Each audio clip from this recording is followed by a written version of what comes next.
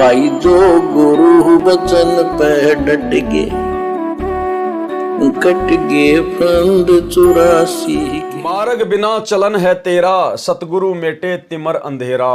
मार्ग बिना चलन है तेरा, यानी सतगुरु जब अपने हंस को यहां से लेकर जाएगा तो काल को पता भी नहीं चलेगा। मार्ग बिना चलन है तेरा, जब सतलोक का चलने का समय आएगा तो कोई निर्धारित मार्ग नहीं होता। भाई और बहनों, दास आपको अक्सर बार बार बहुत सारी बातें बोलता है, आप लोगों को मजाक लगती हैं उस समय वो बातें।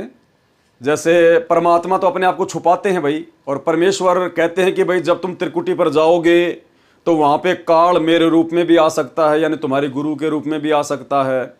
और परमात्मा ने हमें इसकी विधि भी बताई, तो विधि तो हमने फॉलो करनी है। दंडवत करने से पहले जो भी मंत्र मिला हुआ है उसका जाप तो हमें करना ही करना है। लेकिन दास आपको क्या कहता है फिर कि गुरु जो बोल रहा है वो सत्य है, इसमें कोई दो राय नहीं है, लेकिन काल गुरु का रूप नहीं बना सकता। सतगुरु रामपाल जी परमेश्वर स्वयं कबीर परमात्मा है और काल अपने बाप का रूप नहीं बना सकता। भाई कॉमन सेंस की बात है, जब गुरुजी यानी कबीर परमात्मा प्रथम बार इस काल लोक में आए और तपतशिला पर काल के साथ उनकी भेंट हुई, एग्रीमेंट हुआ, तो काल ने क्या कहा था कि भाई ये परमात्मा आप मुझे अपना रूप बनाने का वरदान दे दो।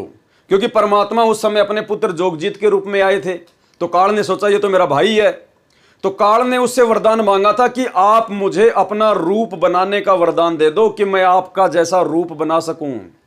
और रूप उसने किस लिए मांगा था? क्योंकि काल को पता है कि ये नीचे जाएगा, जीव आत्माओं को नाम दीक्षा देगा, ये उनका जो है वो गुरु बनेगा।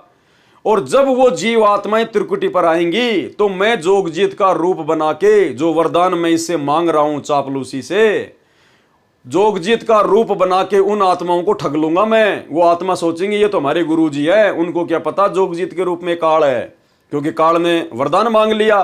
तो परमात्मा जो अपने पुत्र जोगजीत के रूप में थे, काल केवल जोगजीत ही समझ रहा था। परमात्मा ने कहा कि तथास्तु, बना लेना मेरा रूप।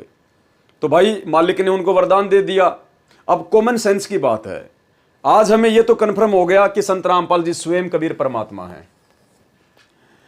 और वो काल 21 ब्रह्मांड का स्वामी, भाई उसके भी कुछ नियम है, कुछ मर्यादा हैं। उसको भी डर लगता है परमात्मा से कि एक गलती करी उसकी सजा तो ये मिली, और अब की बार अगर कोई गलती कर दी तो ना जाने कहां जाके पटकेगा। तो उस जब काल ने अपने भाई का रूप बनाने के लिए भी पहले उनसे आज्ञा मांगी, अपने भाई का रूप बनाने की भी आज्ञा मांगी, तो फिर अपने बाप का रूप क्या ऐसे बना लेगा क्या? वो औकात है क्या? हिम्मत है क्या? जो भाई का रूप बनाने के लिए भाई से आदेश ले रहा है, तो बाप का रूप क्या बिना आदेश के बना लेगा? इसलिए दास कहता कि गुरु जी का रूप, कबीर परमात्मा सतगुरु रामपाल जी का रूप ये काल नहीं बना सकता, किसी भी सूरत में नहीं बना सकता। हां, त्रिकुटी पर सतगुरु रामपाल जी स्वयं काल का रूप बनाकर भक्तों की परीक्षा लेता है, क्योंकि ये तो समर्थ है, ये तो किसी का रूप बना सकता है। भाई पार्वती का रूप किसने बनाया भस्मासुर को भस्म करने के लिए? सतगुरु रामपाल जी परमेश्वर जी ने, कबीर परमात्मा ने बनाया। गोवर्धन पर्वत उठाया अपनी उंगली पर, तो श्री कृष्ण का रूप किसने बनाया? आज पता चल रहा है ना, सतगुरु रामपाल जी परमेश्वर जी ने बनाया। तो ये कुछ भी कर सकता है, समर्थ है, तो किसी का भी रूप बना सकता है, अनंत कोटि कलाओं का स्वामी है। तो जो आत्माएं इस पृथ्वी लोक पर सतगुरु की शरण में आने के बाद सतगुरु के वचन को महत्व नहीं देंगी, सतगुरु के भक्ति मार्ग को सीरियस नहीं लेंगी, ज्ञान को आधार बनाकर भक्ति नहीं करेंगी, बात बात पर मर्यादा तोड़ेंगी, जैसे कि सतलोक आश्रम मैनेजमेंट हरियाणा और आश्रमों से जुड़ी हुई संगत, कभी देहदान, कभी रक्तदान, कभी कांग्रेस को वोट, कभी बीजेपी को वोट, कभी प्रधानमंत्री की रैली, कभी किसका समर्थन, कभी जाट आरक्षण में, धरने में, रैलियों में, प्रदर्शनों में अपने दान उनको चंदे के रूप में देना, गुंडों की सीबीआई जांच करवाना, गांव वालों के लिए स्टेडियम बनाना, कबड्डी की टीम को 31,000 रुपए देना, ये सारे उल्टे क्रम काल प्रेरणा से सतलोक आश्रम मैनेजमेंट हरियाणा कर रहा है, संगत कर रही है। क्योंकि संगत उनको सहयोग दे रही है, ज्योति पाठ का पैसा दे रही है, उस पैसे से सारे वो उल्टे काम कर रहे हैं, तो दोनों के दोनों ही वो दोषी हैं। तो आज वो परमात्मा के वचन को तोड़कर भक्ति कर रहे हैं। तो जो आत्माएं इस पृथ्वी लोक पर गुरु के वचन को तोड़कर भक्ति करेंगी, उन आत्माओं को तो परमात्मा ने फैल करना ही पड़ेगा। तो उन आत्माओं को जो अमर्यादित हैं और गुरु की भगत भी हैं, उनको परमात्मा त्रिकुटी पर काल का रूप बना के फैल करेगा। वहां वो चाहे कितने मंत्र कर लो, कितने दंडवत कर लो, वहां परमात्मा उनको नहीं बख्शने वाला, क्योंकि मालिक ने फैल तो करना ही है। गुरु अपने मुंह से तो कहेगा नहीं तू फेल हो गया। 650 साल पहले हम सब फेल हो गए थे। क्या गुरुजी ने कभी कहा कि बच्चों तुम फेल हो गए? कभी नहीं कहा। मालिक को पता था कह दूंगा तो इनका मन टूट जाएगा, आज ही भक्ति छोड़ देंगे। तो काशी में हमारी परीक्षा होने के बाद भी, उसके बाद भी हम फिर गुरुजी की शरण में वापस जाने लग गए थे। गुरुजी ने फिर 20-25 साल तक सत्संग किए, लेकिन कभी नहीं कहा कि तुम फेल हो गए। तो गुरु नहीं कहेगा कि तू फेल हो गया, क्योंकि गुरु का काल के साथ एग्रीमेंट है। काल ने कहा था परमात्मा अपना ज्ञान देना, जो आपके ज्ञान को समझे आपका, जो ना समझे उसको मेरे मुंह में छोड़ देना। तो परमात्मा तो अपने वचन का पक्का है। तो जो आत्माएं धरती पर सतगुरु की शरण में आने के बाद मर्यादा तोड़कर भक्ति करेंगी, उनको फैल करने के लिए परमात्मा त्रिकुटी के रास्ते उनको लेके जाएगा और वहां उनको फैल करेगा, और जहां भी फिर डालना है परमात्मा उनको डालेगा। लेकिन जो सत भगत होगा, जो गुरु को परमात्मा अपने हृदय से मान चुका होगा और गुरु की मर्यादा के लिए अपना शीश भी कटवा देगा, ऐसे आत्माओं के लिए परमात्मा कह रहे हैं कि मार्ग बिना चलन है तेरा। ऐसे आत्माओं को परमात्मा त्रिकुटी पर लेके नहीं जाएगा, धर्मराज के दरबार में लेके नहीं जाएगा। परमात्मा बाईपास करेगा। तुम कर दो पल में पार हो जा रजा तेरी। गुरुजी सत्संग में कहते हैं काल को तो पता भी नहीं चलेगा जीव कौन से रास्ते से गया। सुनिए सत्संग। बिन ही पंखों उड़े गगन को, चाल चाल विहंग रे। दिव्य दृष्टि तो दर्श करते हैं हरदम कला उमंग रे। कि जब तू यहां से चलेगा परमात्मा तुझे ऐसे ले जाएगा जैसे बिन पंखों के, बगैर किसी उसके ऐसा जाएगा, एक सेकंड में काल को तो पता भी नहीं लगेगा जीव गया कौन से रास्ते थे। ऐसे तरीके से मालिक आपको ले जाएगा। कहते हैं धर्मराज दरबार में दे कबीर तलाक, मेरे भूले चूके हंस को तू पकड़िए मत कजाक। फिर कहते हैं चुंबक हमारा रूप है और ये लोहे रूपी प्राण, और धर्म राय तेरी बंद ले उड़ू अचान। कि मैं ऐसे ले जाऊंगा अपनी प्यारी आत्मा को, पहले उनको तैयारी करवाओगे, अरे पता भी ना लगने दे। यहाँ पर कोई महसूस नहीं कर सकता ये परमात्मा है या क्या संत हैं, क्योंकि इस काल में भी धोखे में रखते हैं परमात्मा। इसलिए तो आदरणीय गरीबदास नानक साहब जी ने कहा ये ठगवाड़ा ठगी देश खरा सियाणा वो होता बार, ये दानक रूप रहा करता है। कहते ये ठगवाड़ा, ये किसी को पता नहीं लगने देता, ये इसको कोई नहीं पहचान सकता, ये भगवान बैठा, लोगो भगवान बैठा। तो भाई और बहनों, सत्संग सुन के यकीन हो गया होगा कि त्रिकुटी के रास्ते वही आत्मा जाएंगी जो अमर्यादित होंगी, जिनको परमात्मा ने फैल करना होगा। और जो मर्यादित सच्चा भगत होगा, जिसकी रिहर्सल 7 संगतियों में हो रही है, उसको परमात्मा बाईपास लेके जाएगा। जैसे आजकल हर शहर में एक बाईपास होता है, रिंग रोड। लंबे रूट की जो बसें होती है ना, वो शहर के अंदर नहीं जाती, वो बार बार रुकना चलना, रेड लाइट भीड़, इसमें नहीं फंसती, वो बाईपास निकल जाती है बिना किसी रोक टोक के। तो मर्यादित भक्तों को सतगुरु ऐसे पार करेगा, और जो अमर्यादित भगत होंगे उनकी छटनी कर देगा। एक इंटरव्यू दास ने आपको पहले भी दिखाया था, अब भी दिखा देता हूं।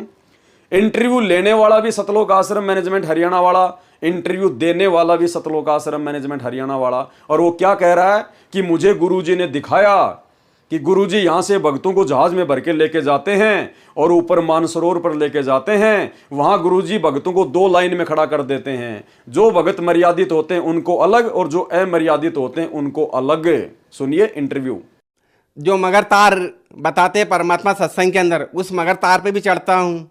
कई बार परमात्मा बोलते हैं कि मैं जहाज़ों से भर के ले जाऊँगा, तो एक समुद्र पे परमात्मा का जहाज आता है, उसमें कई जनता इकट्ठी हो जाती है और परमात्मा उसमें 2 लाइन लगवाते हैं। और कितने उसमें मतलब उस जहाज में बिठाने के लिए छटनी होती, जो पूर्ण भगत है उनको मतलब अलग किया जाता है, और जो थोड़े कच्चे रहते हैं उनको अलग किया जाता है। परमात्मा ने मुझे ये दर्शन भी दिखाया है। तो भाइयों और बहनों, मन में कोई शंका नहीं होनी चाहिए, और मन में एक भय भी उत्पन्न हो जाना चाहिए कि ये सूक्ष्म भक्ति है, ये सूक्ष्म भक्ति है, यहां परमात्मा कुछ नहीं कहेगा क्योंकि काल के साथ एग्रीमेंट है। लेकिन जब वहां जाएंगे ऊपर तो यस नो, रिजेक्ट सेलेक्टेड। यहां तो हम 100 बहाने बना लें, वहां कोई नहीं सुनेगा, कोई बहाना नहीं चलेगा। इसलिए बड़े भाग से हमें कबीर परमात्मा सतगुरु रामपाल जी मिल गए हैं। इस फोटो को घर से बाहर निकाल दो, गुरु को भगवान मान लो, घर को आश्रम बना लो, ज्ञान को आधार बना लो। अगर किसी आश्रम में जाओ तो उस समय जाओ जब तुम्हारा गुरु हिसार जेल से बाहर आ जाए, तब तक किसी के धार्मिक धंधे में सहयोगी मत बनो। कुपात्रों को ज्योति पाठ दान का पैसा देके अपने कर्म मत फोड़ो। तो भाई और बहनों, ये वाणी यही कह रही है कि मार्ग बिना चलन है तेरा, सतगुरु मेटे तिमर अंधेरा। सरलार्थ, जैसे पक्षी एक स्थान से दूसरे स्थान पर उड़कर जाता है, ऐसे सतगुरु का भगत विहंगम मार्ग से जाता है, उसका कोई निर्धारित मार्ग नहीं होता। इसको कहा है भगत का मार्ग के बिना प्रस्थान होता है। क्यों भाई? गुरुजी तो हर सत्संग में कहते हैं कि आपको पहले मूल कमल में जाना पड़ेगा, फिर आपको स्वाद कमल में जाना पड़ेगा, फिर आपको नाभि कमल में जाना पड़ेगा, फिर आपको हृदय कमल में जाना पड़ेगा, फिर आपको कंठ कमल में जाना पड़ेगा, फिर हम त्रिकुटी पर जाएंगे, फिर वहां हम इस काल का ऋण चुकाएंगे, धर्मराज के दरबार में जाएंगे, फिर हम 11वां द्वार पार करके अक्षर पुरुष के लोक में जाएंगे, फिर उसका ऋण चुकाएंगे, फिर हम भंवर गुफा में जाएंगे, फिर सतलोक में जाएंगे। और यहां क्या कह रहे हैं गुरु जी? यहां क्या कह रहे हैं परमात्मा? जैसे पक्षी एक स्थान से दूसरे स्थान पर उड़कर जाता है, ऐसे सतगुरु का भगत कौन होता है? जो मर्यादा में रहता है, जो गुरु को भगवान मानता है, जो सतगुरु को ही परमात्मा मानता है, उसकी बात हो रही है। वो कैसे जाएगा? सतगुरु का भगत विहंगम मार्ग से जाता है। जैसे पक्षी एक पेड़ से उड़ के दूसरे पेड़ पे गया, कोई रास्ता ही नहीं दिखाई दिया कहां से गया, ना कोई लाइन बनी, ना कोई चिन्ह बना। सतगुरु का भगत विहंगम मार्ग से जाता है, उसका कोई निर्धारित मार्ग नहीं होता। इसको कहा है कि भगत का मार्ग के बिना प्रस्थान होना। अर्थात गुरुजी कहते हैं बच्चों, सौपन जैसा लगेगा तुम्हें, सौपन जैसा। तुम्हें तो सतलोक जाने के कई दिन बाद पता चलेगा कि मैं सतलोक में आ गया। सुनिए सत्संग। जिनको ले जाना चाहते हैं परमात्मा, फटाफट इस पता नहीं चलेगा ये शरीर छोड़ दिया हमने, और ऐसे निकल कर भागेंगे जैसे रजाई छोड़ कर भाग लिया करें। गुरु जी आगे छोड़ रजाई भाग लो, दर्शन करेंगे। तो शरीर को ऐसे छोड़कर भाग लेंगे और उस जहाज में बैठ जाएंगे।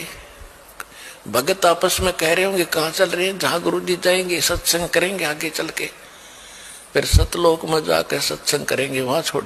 सतगुरु का भगत विहंगम मार्ग से जाता है, उसका कोई निर्धारित मार्ग नहीं होता। इसको कहा है कि भगत का मार्ग के बिना प्रस्थान होता है। अज्ञान अंधेरा को सतगुरु समाप्त करते हैं। तिमिर मानी अंधेरा। तो भाई और बहनों, हमने तो विहंगम मार्ग से जाना है। उसके लिए जो भी कुर्बानी देनी पड़ेगी, जो भी संघर्ष करना पड़ेगा, वो हम करेंगे। और सत्सेवक भाई बहन तो 90% विहंगम मार्ग के नजदीक हैं। भाई जो गुरु बचन पे डट गए, कट गए फंद 84 के, कट गए फंद 84 के, कट गए फंद 84 के।